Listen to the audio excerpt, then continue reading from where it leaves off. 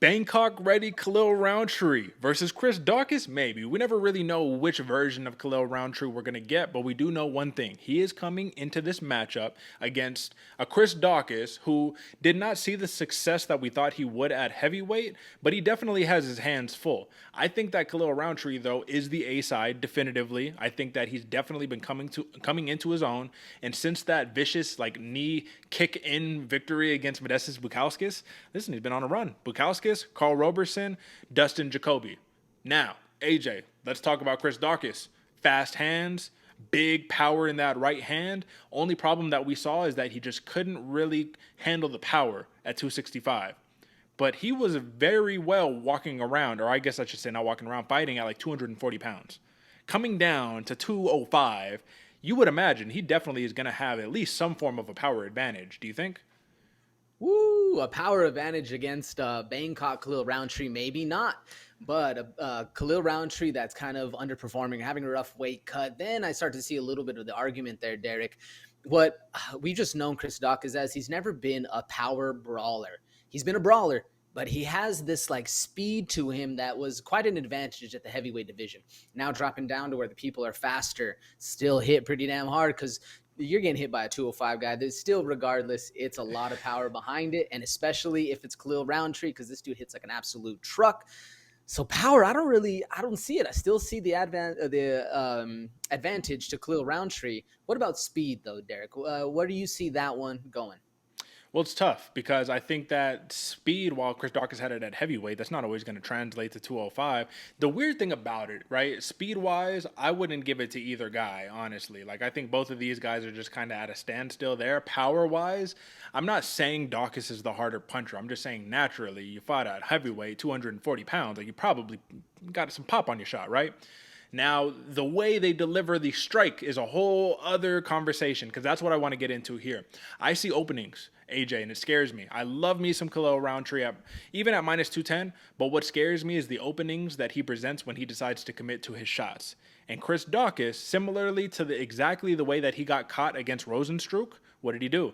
Loaded up for the big right hand, just got clipped. Rountree, when he wants to open up, he goes from here to... Whew, all right, and then we're going to throw the big shots. And it's effective, and it works at 205, bro. But do you see what I'm seeing with that Chris Daukaus being able to sneak in that right hand and just clip him and get him out of there?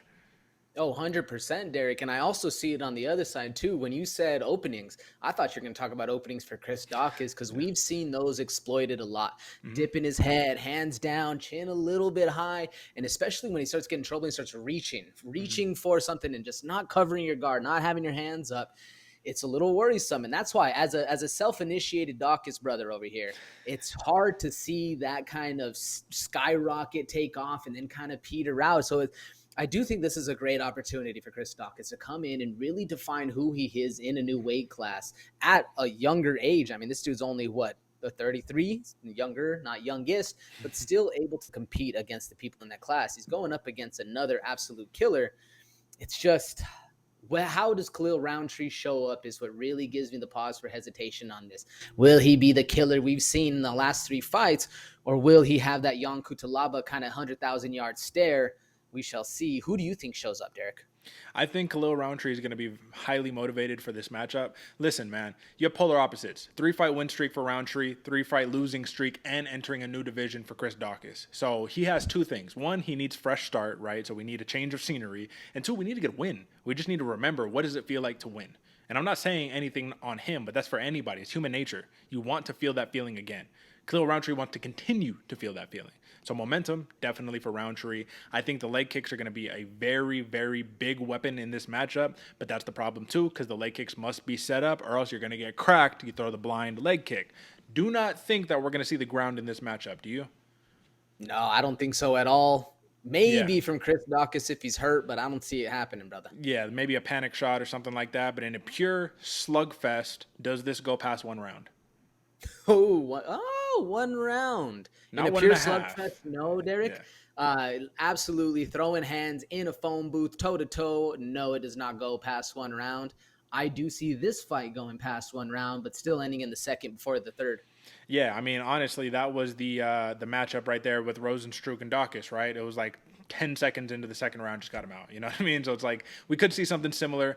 I'm not going to discount Chris Daukaus here. I know it's almost memeable at this point because it's just him getting knocked around the cage and whatnot, but we cannot forget how stunning he came onto the scene, man. The wins against Parker Porter, Rodrigo Nascimento, Alexei Oleinik, Shamil Abdurakhimov. That was the big one that I was calling. I was saying, bro, he's going to get him out of there. Khalil Rountree, I still taking that to the bank, bro. I'm just scared about the minus 150 TKO right there because if it just comes on the other side, either way, I think those are the two outcomes, though. TKO or TKO. It just depends on who's going to get it. We're rolling with Rountree here, correct?